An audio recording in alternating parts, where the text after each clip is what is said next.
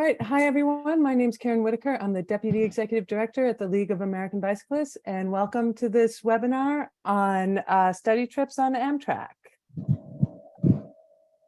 So thanks for joining. This is the second in a series of webinars we're doing as part of the Amtrak Bike Task Force.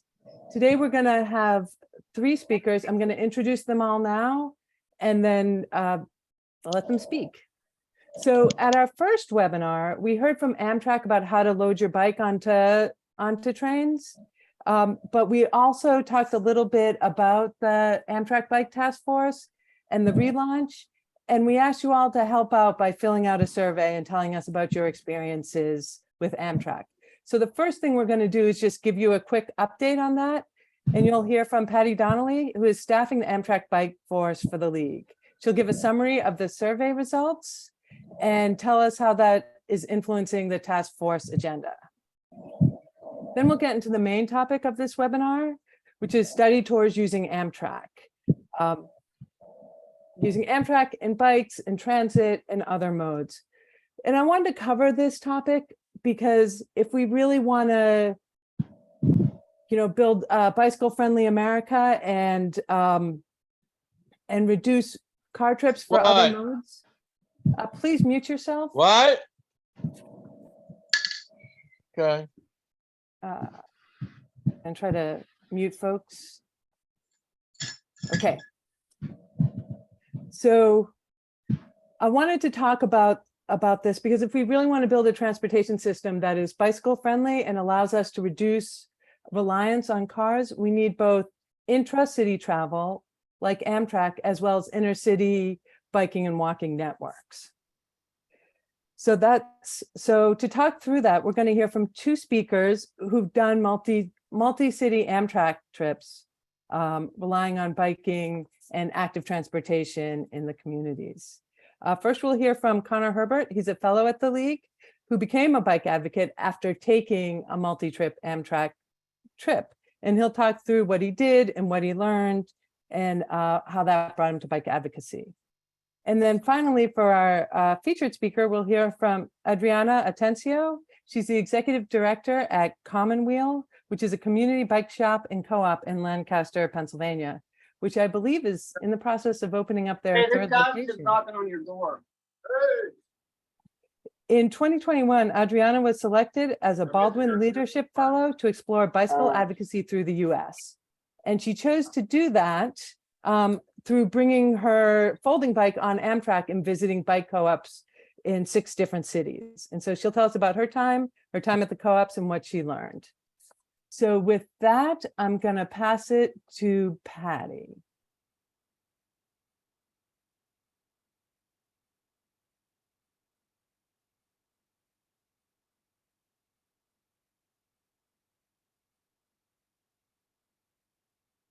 Thank you, Karen. All right.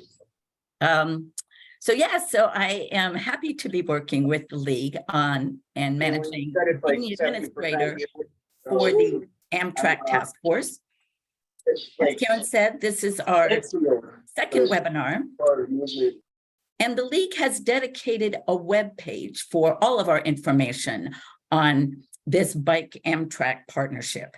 So you can go to our website and just search on Amtrak and you'll get to our webpage where you can look at the updates and see what's going on. And also there's a link to our survey. So this is how the whole thing started, with the survey. And so we really do want to hear from you. And the survey will stay open. It's been open since May 22nd, and it'll be available. And we really appreciate your comments and your participation. And so I'm just going to give you a quick overview of the task force and the survey results. So who is on the Bike Amtrak Task Force? It's our partners in cycling as well as Amtrak. So I'll just run down the list. The League of American Bicyclists is the lead host. And then we have Amtrak, of course, the New York Bicycling Coalition, Rails to Trails, Adventure Cycling, Bicycle Oven, East Coast Greenway, and the American Association of State Highway and Transportation Officials. And you are very important as a member of this task force. And I will say, all of our the representatives from these organizations are really into using Amtrak and cycling the trails all over the country, including the representatives from Amtrak. They are cyclists. They are using their train travel to get to bike trails and cycle themselves. So they get it. They want this to work for you. And we want to hear from you. So please participate in the survey. So as I said, the survey opened on May 22nd, and to date, we already have 790 responses. That's really fabulous. And right out the gate, the survey breaks you into two little groups. I took my bike on Amtrak. I actually experienced train travel with a bike, or I just have general comments about Amtrak's accessibility on bikes. So don't be intimidated because you've never traveled with your bike on Amtrak. As you can see by the responses, most people are just getting on board and making comments and trying to learn more. And we really appreciate hearing from everybody. Participation is key. So here's just a couple of sample questions. So for those who took their bike on Amtrak, you comment about your trip and what your comment has to do with. So the very first question helps us target and categorize responses so we can prioritize the things we want to work on as a task force. And I'll show you that when we get to that part. But it's really interesting that you think about, when you look at the survey, what jumps out at you. But if you took your bike on Amtrak, you also have the specifics you can add, because this is important to Amtrak. What station did you leave from? Did you take a specific route? And please make any general comments about that experience. If you're going on the path of just general comments, still, we'd like you to categorize what you're going to comment on, just so we can put it into little buckets and sort it out and prioritize how we manage our tasks moving forward. So here is the first swap at the survey results. As I mentioned, we had 790 responses. As you can see by the chart, just having you categorize your comments at the beginning helps us sort them out into particular areas like service, bike access on train, types of bikes allowed on train, loading and unloading bikes. These were the bulk of the comments. These are the biggest concerns. People had a lot to say about that. And then the communications, finding information on the website, making reservations, and then working your way down the graph, access to stations, access at specific stations, bike parking at the stations. This is what shook out of all of the surveys that came through. And some general comments. All comments are welcome. We just have so much fun reading the comments. They're very, very helpful. They mean a lot to us. And I can assure you, Amtrak is going through line by line and looking at all of your comments. They are happy to be a part of this. They care about what you have to say, and they are listening. So please just go crazy. So here are our top takeaways. As you saw in the chart, and so did we, better bike access on trains was the number one thing. The bulk of the responses were right up there in that service category. The second was communications and having a complete understanding of how to use the system and the value of using the system. And we really want to improve in both of those areas and help make cycling on Amtrak convenient and easy and fun. And an important comment, every month we'll be sending the survey results to Amtrak, and they will be reviewing the results and listening to what you have to say. So here's what happens next. The bike Amtrak Task Force has taken all of this information and has already developed a work plan to work on this year. Right away, bike access on trains. We're going to start with working with partners. Partners are critically important to improving access because many of the trains are not run out of Amtrak stations. They're run by the state or the locality. So working with the states is going to be a priority and making sure they understand what's going on. Also, things like access to trains with ramps, like accessing bikes onto trains with ramps, is something the American with Disabilities Association would be interested in. So why don't we work with the ADA and figure out what they're doing and see if we can work with them? Benefiting bikes will also benefit wheelchairs. So there's a lot of value in working with partners, and it's always been a priority with the league, and it is a priority with the Amtrak Task Force. And then, of course, we want to increase bike and Amtrak ridership. As Karen said at the beginning, it's multimodal transportation. It's a great way to travel. We want to make sure we improve access so we can increase ridership. Better communication is key. People don't know how to take their bikes on Amtrak. They don't know how to make reservations. They don't know.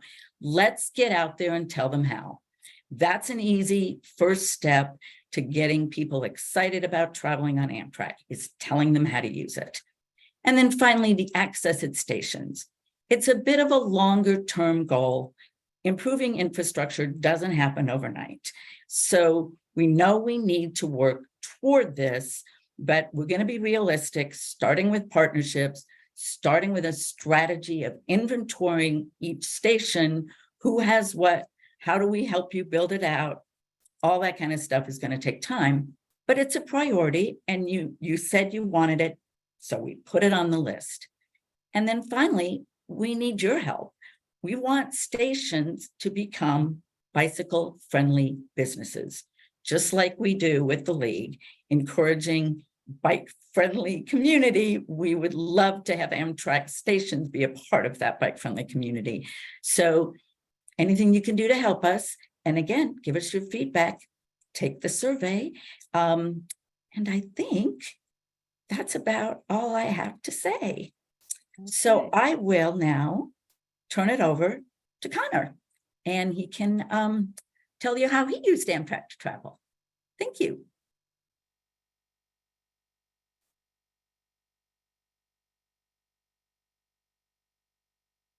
One second. Sorry. So this is my experience with my good friend Isaac using Amtrak and bike share in different cities. So lots of people haven't used Amtrak before. This is our first time doing that, and also planning like a big trip by ourselves, and not, you know, something that had been put together by family members or by like a classroom or like a professor. You have to speak up a bit. Oh, sorry. It was our first time planning a trip and our first time using Amtrak. So we used a rail pass, which is about which covers 10 stops for 30 days and provides for like a seat basically on each train or each section of rail. Our travel route started in Cincinnati, and then we went to Chicago, over to Boston, then to New Haven, New York City, DC, back to Cincinnati, and then because of the way the rail works in the Midwest, back to Chicago to go to Lincoln, Nebraska. That was accidental.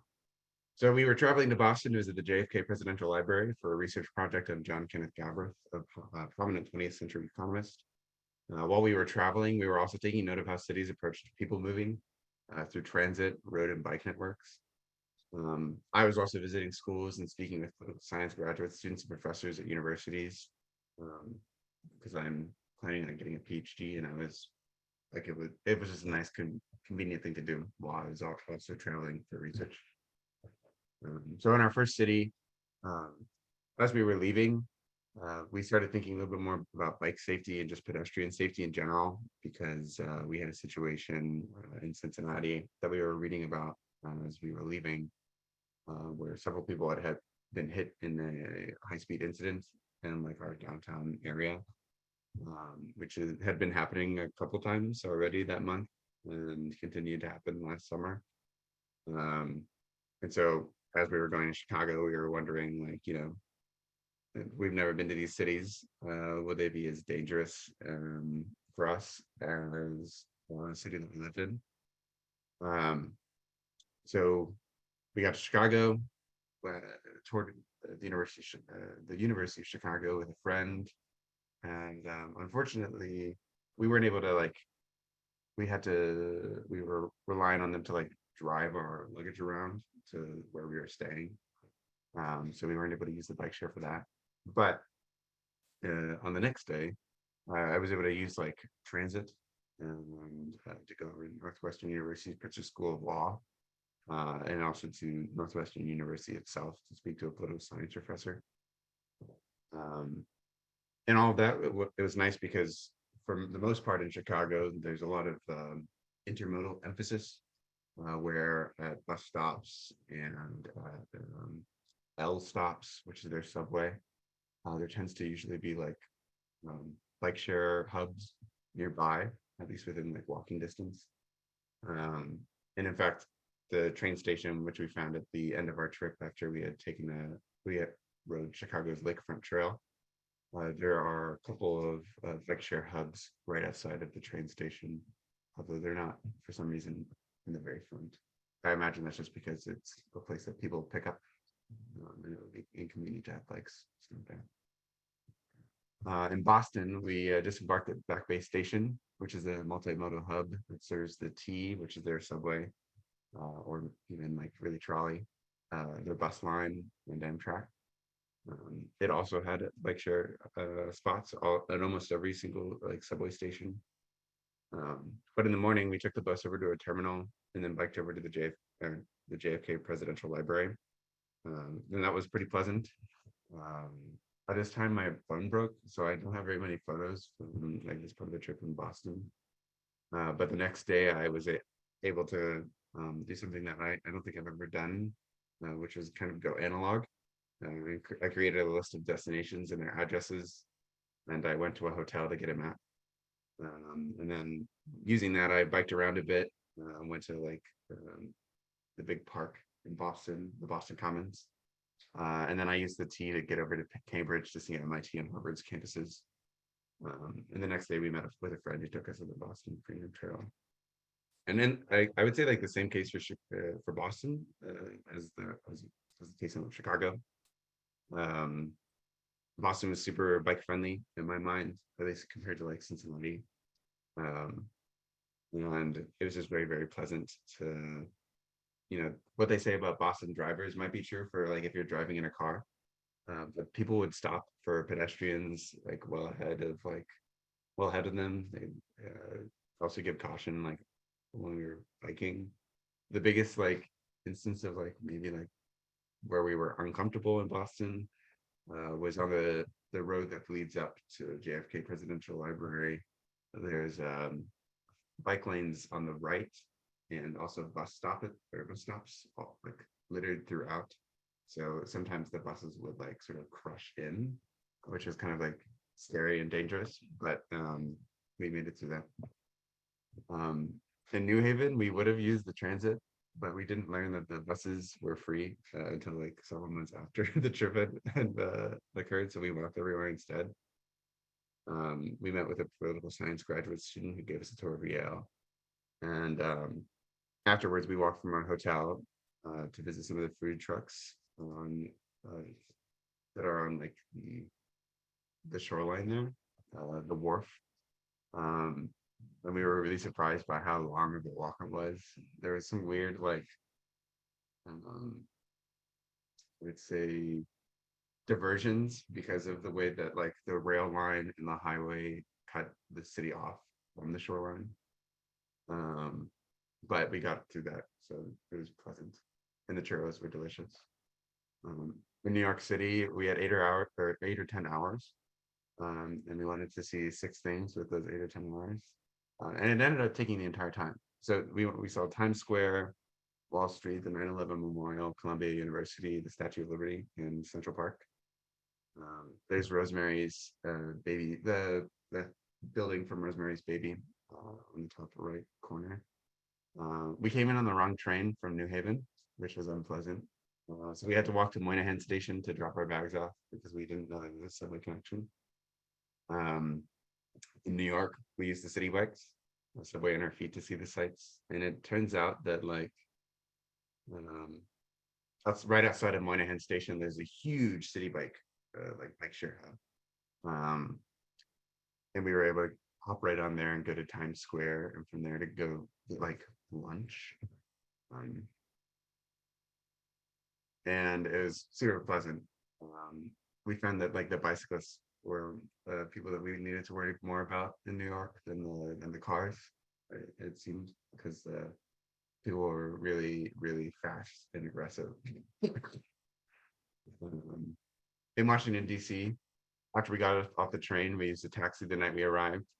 And then throughout the time there, we used Cabby and Lime bikes, the subway on our feet for everything else. My friend Isaac had never been to DC, so one of the nights we did a bike ride around the National Mall to see all the monuments and the government agency buildings. And this was right when the Supreme Court was set to release its like Roe v. Wade decision, so it was all gated off, and that's what you can see in the bottom left corner. It was also kind of pleasant because, just like in Boston, and I didn't include a photo of this, but at the train station, there was a bust of this well-known unionist, A. Philip Randolph, who unionized like the sleeping porters for the trains in the 1930s and 40s. And from a friend, we learned the city had installed a bunch of bike infrastructure during COVID when the streets were clearer than usual. So again, DC, super pleasant, bikeable city. We were happy that like that was one of our stops. And then we went to Lincoln from there, essentially. Lincoln, as it turns out, Lincoln has an awesome bike trail network. But the bike sharing like infrastructure is all situated downtown, where people are, I guess, are expected to be moving in like smaller trips. And at the time, I didn't have a mental map of the biking infrastructure in the city. So most of our travel ended up being done by car. But now that I've lived here for a year, I can say that like the city is a great place to bike as well. Our Amtrak station is kind of situated a bit further away from a bike share station, but it's also down the street. Unfortunately, unlike Chicago, Boston, New York, and DC, our station is a lot smaller. So where you can store like luggage for lots of reasons at those stations, you can't necessarily do that at the Lincoln Amtrak station. So that made it a little bit more difficult. Or that would have made it a little bit more difficult if we weren't staying in my house here. So to wrap that up, as I mentioned, most train stations that we visited were intermodal. Like I said, it's super easy to store bags as parcels as train stations. The cities that we visited all have green bike networks. And I would say there were very few instances where we encountered some traffic situation on the road that did not exist in some forms where we live, outside of like that situation in Boston. And we were surprised to learn that there were like centered buffered bike lanes separating traffic in some parts of DC. Those are kind of interesting to engage with. But yeah, have train, will travel. That was my presentation. All right, thanks, Connor. And Adriana, you're next.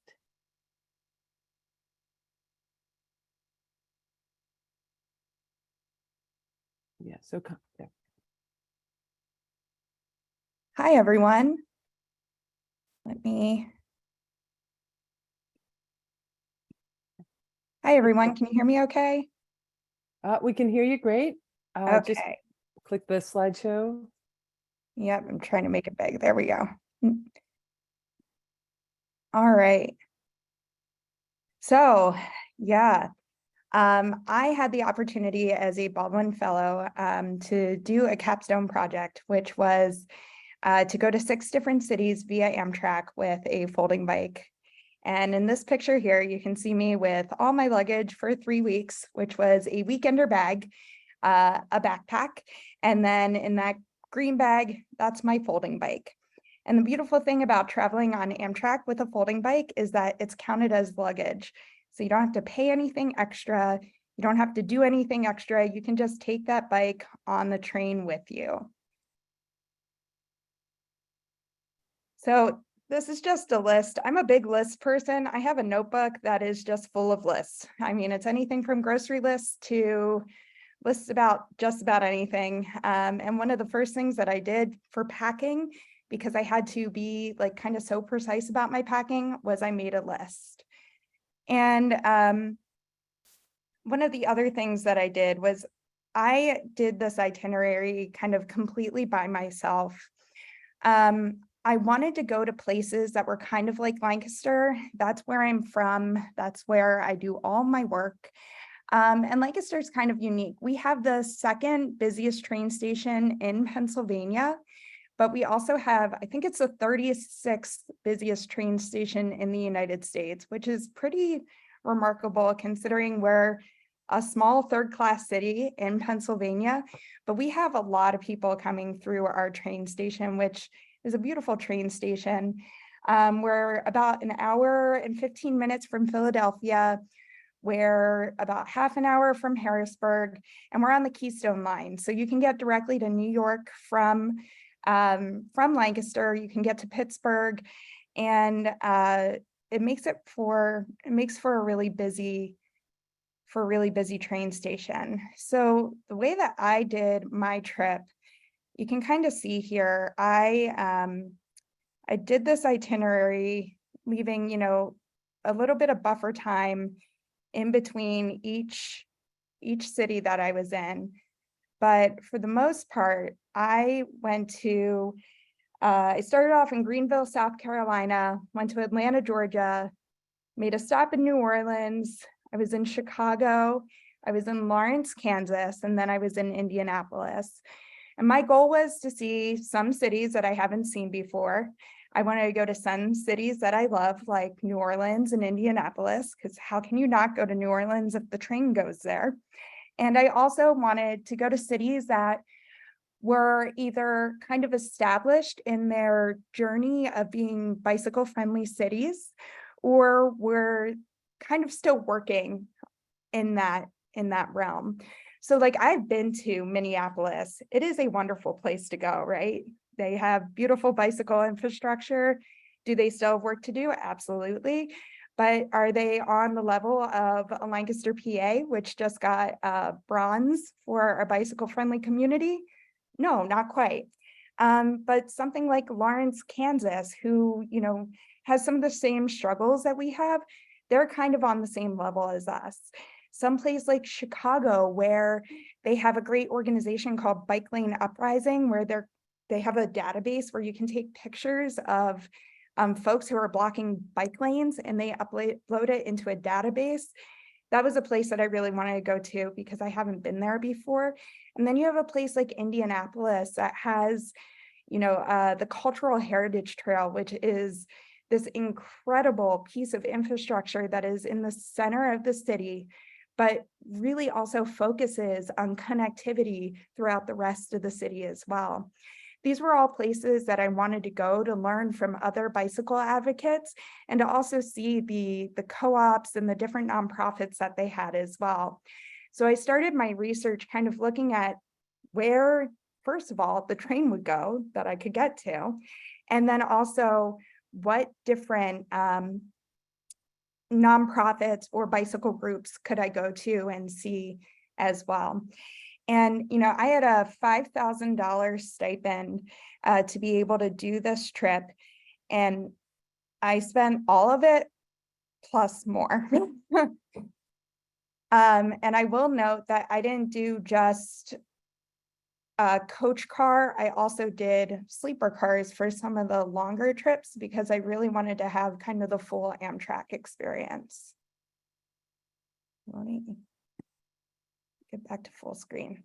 So as you can see, I had to pack really smartly, and I essentially used Ziploc bags to kind of vacuum seal all my clothes and everything, because a weekender bag does not hold too much.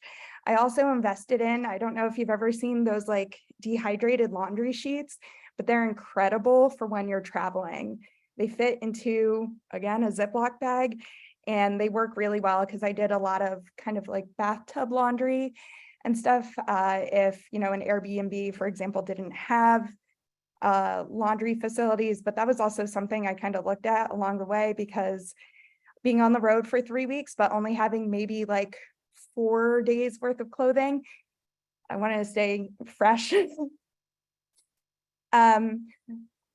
So this was my very first train from Lancaster to Philly, and it was delayed, and that didn't put me in a panic at all. It definitely put me in a panic. And one of the first things I did was I called Amtrak and I was like, am I going to actually make it on time for my first long train from Philly down to Greenville? And then here's just a map just kind of showing you how that train goes. This was the dinner on the train.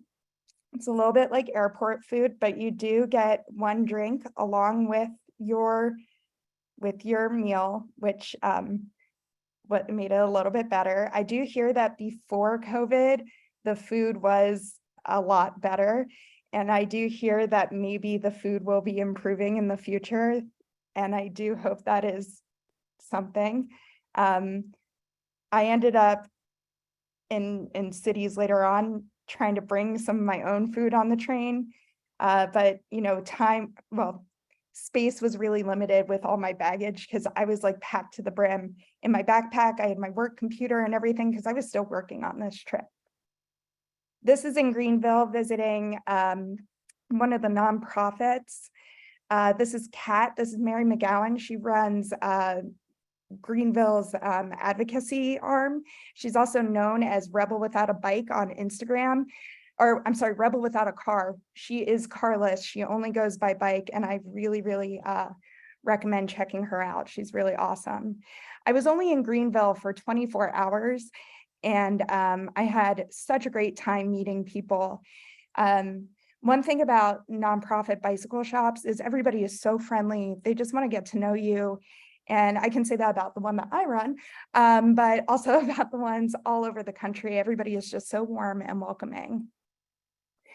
So yeah, less than 24 hours later, I put on my Clever hood, which makes me look like a turtle, and I hopped on my folding bike to get back to the train station and to hop on the train to Atlanta. This is Red Bike in Green Atlanta. It is a group for Black folks who want to find joy in bicycling. And this is Bearings Bike Works. I purposely chose an Airbnb that was close to this and close to the Atlanta Beltway.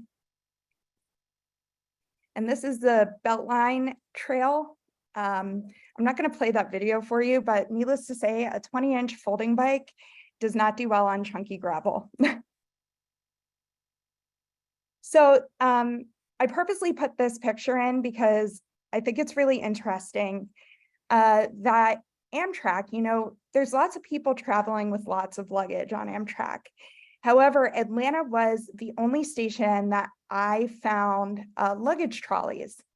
None of the other stations that I have been to, and I mean, this includes New York, Chicago, Philly, kind of anywhere, have luggage trolleys, but Atlanta did.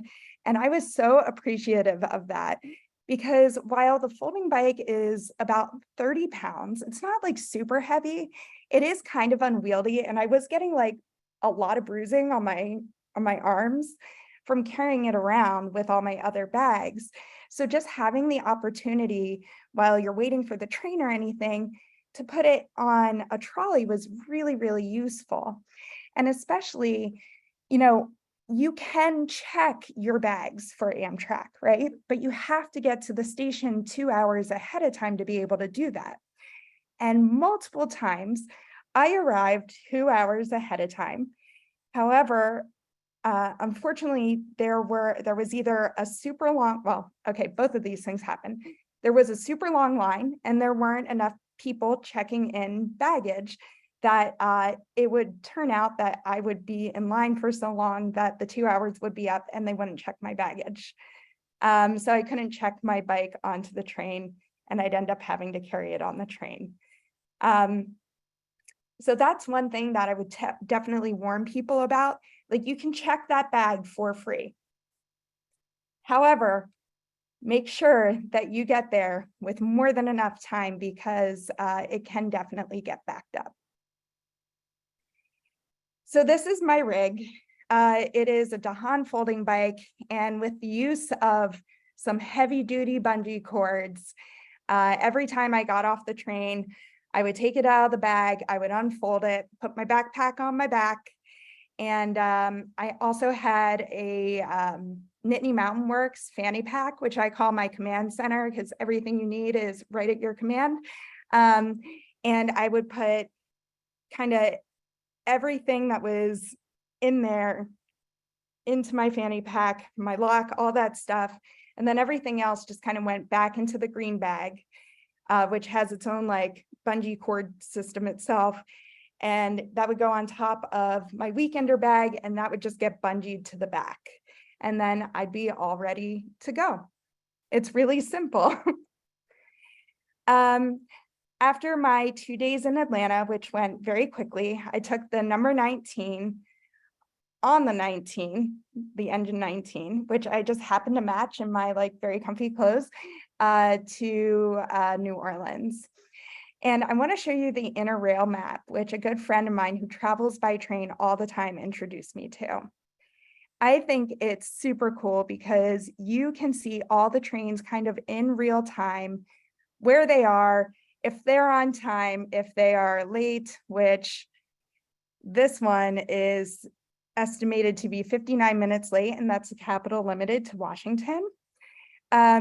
And I just had a lot of fun just kind of keeping track of where the trains are, were they on time, were they late, that sort of thing. And I think it's just a really neat tool to have. And it also just kind of shows you how, for example, Chicago is that hub and spoke system. So when you get to the Midwest, as Connor was saying, no matter what, you're going through Chicago, like that just happens. And then you can also see out here, for example, South Dakota, no trains go through South Dakota, Wyoming, and Idaho just has the very tip of it. So I just thought that was really interesting to be able to get like that snapshot of the country and how the trains go through there. So when we got to New Orleans, I actually didn't really ride my bike. New Orleans has really great public transportation. So we took the bus a lot, we took the trolley a lot. A friend of mine actually ended up taking the train from New York and met me on the number 19 in Atlanta and surprised me. And I was so surprised. It was such a cool thing. And then my boyfriend was on a road trip and he met me in New Orleans too. So it was really nice after being alone for a few days to suddenly be with one of my really good friends and my boyfriend in New Orleans. And then we got the breaking news that Amtrak was canceling all long distance trains outside of the Northeast Corridor, because outside of the Northeast Corridor, Amtrak doesn't own any tracks. They are all privately owned and Amtrak just uses them.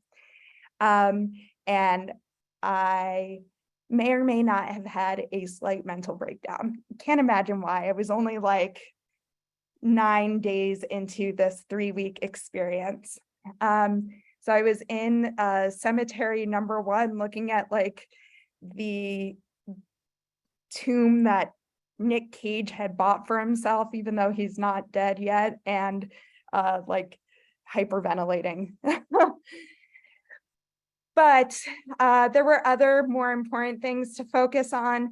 For example, Freddie King, who is the city council person for the Algiers region of New Orleans and the French Quarter, decided that he no longer wanted a protected bike lane. I'm sorry, a protected bike lanes, not parking protected, in his district, and he brought it to city council.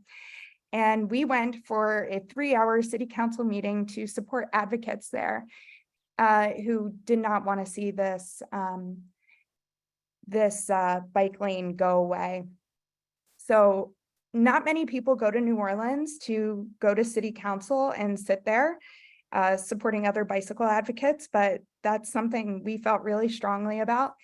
And it was really unfortunate to see other city council members step in line with Freddie King and vote yes to eliminate that protected bike lane. However, there's not enough money in the general fund right now to get rid of that bike lane, so it is still there. So sorry, sorry, city council. Algiers still has that critical piece of infrastructure. While we were also in New Orleans, we visited Rhubarb Bike Shop. It's in the 9th Ward, and it's called Rusted Up Beyond All Recognition Bikes. And they do a essential service, helping kids get their bikes fixed up. And it was just a really neat experience to see what they were doing to help kids out. And we actually met 2 folks who had done a bike trip from Chicago all the way to New Orleans. And the very next morning, I was taking the train from New Orleans all the way up to Chicago. And that was about 24-hour trip on the train. So that was my home sweet home. I was on the 2nd level of the Superliner, which they're able to do out in the Midwest because they don't have to go through any tunnels or any mountains. And it's a really neat view to be able to do that. When I got to Chicago, I was able to volunteer with a nonprofit called Working Bikes at Pilsenfest, which was really neat. It was really fun to get to know other folks in the bike industry there. I got to ride my bike in Chicago, which was a bit terrifying. I'm not going to lie. Yes, they do have some bicycle infrastructure, but a lot of people do not respect it. And like Connor was saying, in Cincinnati, where somebody was injured, somebody had died just a week before in Chicago. So I was kind of on high alert. But I will say that one of the things that is so useful is Google Maps. And all of the maps that they have on there. It's just so nice being able to have that right at your fingertips. So this is actually Working Bikes Bike Shop. They have over 3,000 bikes in there at any time. They sell bikes, they donate bikes, they send bikes over to Africa. They do a lot. This is Westtown Bikes, another nonprofit bike shop. They have programs that are similar to ours. And then I also took a lot of transit in Chicago. It's so easy to use. Again, like Google was great for that. I have a Ventra card on my phone, so I was just able to click in and click out really easily.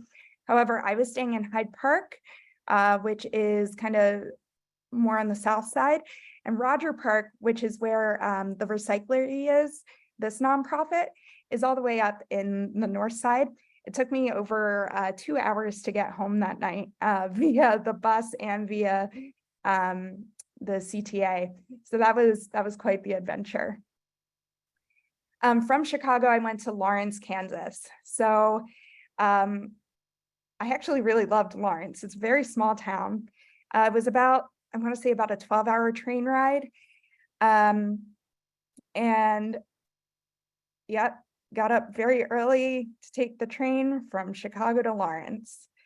There's my rig yet again. Lawrence is a small university town. The University of Kansas is there. Apparently they're known for their basketball. When I was there, their football team was doing really well.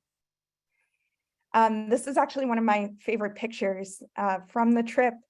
And this is actually one of my favorite stations. It's a super, super small station. I only spent 24 hours in Lawrence, but I just love those neon letters. And there are so many really cool kind of like vintage stations along the way. But you know, those early wake up calls, you kind of get off one train to get on the same train going back.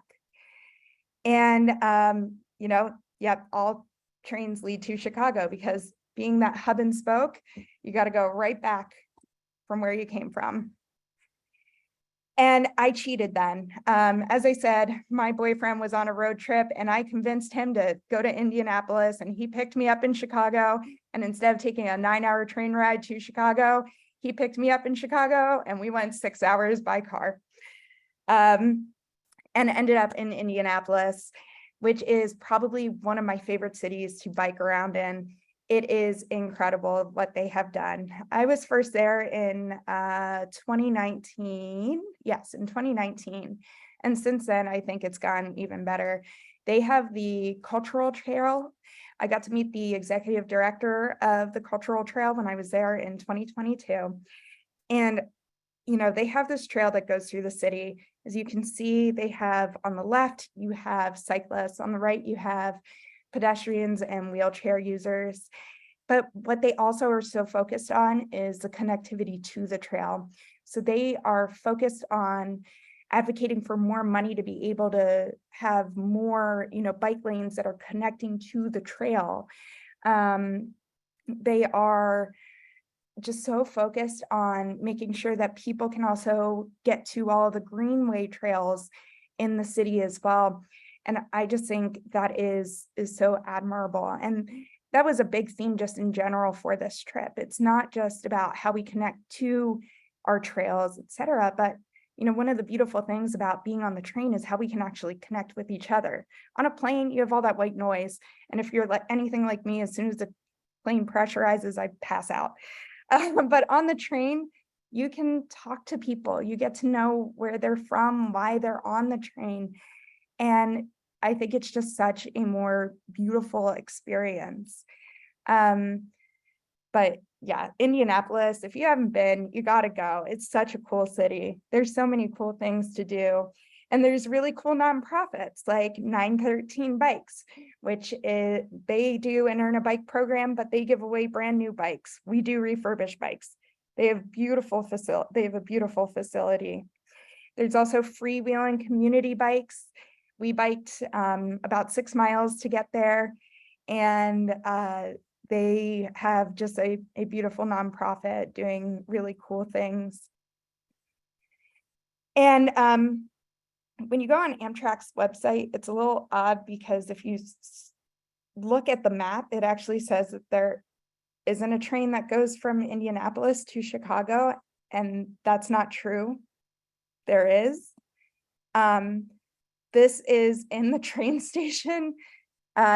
There's one train for Chicago at 6 a.m. only, Monday, Thursday, Saturday. And from Chicago, there's a train Tuesday, Thursday, Saturday. So Indianapolis, I think, has the ability, and Indiana in general has the ability to have a lot more train service. When I was there, there was a reporter who was asking questions about folks taking the train, and it sounds like they do want to expand service a little bit more. And I think that would be great. It's a car city, yes, but there's no reason why it can't be a train city too. But they definitely need more trains in and out of there. So my boyfriend, he drove home from Indianapolis. It took him 9 hours. I had to take the train back to Chicago because we're hub and spoke land, right? So that was 9 hours back to Chicago. Then I had an 8-hour layover. And then from Chicago, it was 22 hours to get back to Lancaster, and it was home sweet home. But that is the end of my presentation, and I think that's all I have.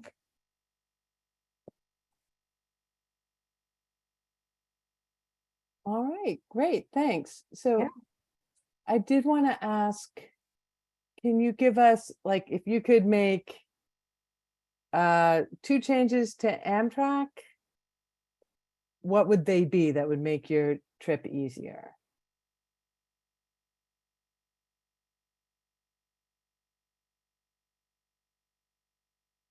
That's a great question. Is this your buff list? Just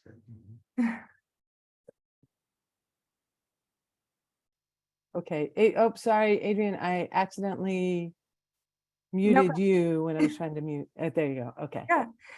So the one thing that happened kind of a couple of times to me was that Amtrak changed my tickets for my train from New Orleans to Chicago. They outright canceled my train, which kind of made me shorten my stay in New Orleans. And then they weren't super communicative about what was going on and why they were changing things. And that was just so super frustrating. And then when I was on the phone with customer service, they were like, why didn't you plan all of this and book all of this on the telephone with us? And I was like, because I'm a millennial and I like to do things by myself on the internet. And they were just kind of like mean to me about it. And I just didn't understand that. And the thing is, anytime I'm an independent person, and being on the phone for, what could amount to hours is not something that I have time for. I'm running a nonprofit. I have a kid, like I got stuff to do, right? I'm doing some of this stuff, some of this planning late at night, and calling people and doing all this is just not something that's great for me. So that was a little frustrating. And, even sometimes when you're putting in things, you couldn't go from like point A to point B without putting in point C point, like you had to do things really incrementally, or probably if you did call, you could have done that. So I think like maybe there could be some updates to the website that could be very helpful. I also think that just in general, accessibility when it comes to ADA would be so much more helpful just in general for everyone. There was an experience where I was on one of the longer trips, and we got to one of the smoking breaks, as they're still calling them, and a gentleman wanted to go outside to smoke, but there was only one conductor on the train and nobody could help her put out the super heavy ramp, because none of the stations are the same, right? So what happened was she was like, well, I don't have time to put this out because the train is running late. I'm going to open up the window for you one time only and you can smoke out the window. Well, that's not great for him. He deserves to have like a rollabout if he wanted to. It's not just about smoking, but it's also not great for the rest of the passengers who are now subject to his cigarette smoke, right? So we have a lot of work to do when it comes to updating our trains, getting them to be more accessible for everybody. And I mean, we are years behind when it comes to Europe, to China, to all of these other places. And I think instead of having a lot of hubris around how great our systems are, we need to maybe take a step back and put a lot more money into actually making it better for everyone. Yeah. Thank you. Thanks to all our presenters. If we have any questions, please let me know. I see some thanks about hearing about these bike train adventures.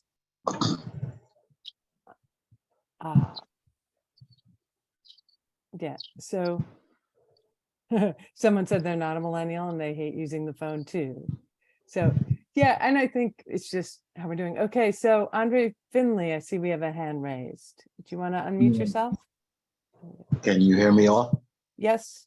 Okay, because I don't know if it's has audio or not. So I am in New York City, and my experience is I rode for the very first time from New York to New Orleans. Ironically, I left New York City the day when everything started to shut down during the virus. Mm-hmm. Luckily, I was stranded down in New Orleans because I was scared. I didn't want to come back. So, because New York is in New Orleans is spread out.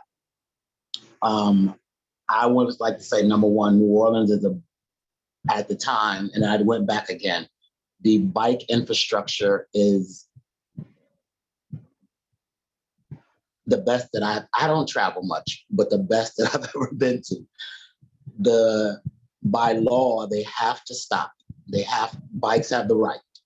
And there's this pathway that goes through the entire city, if you will.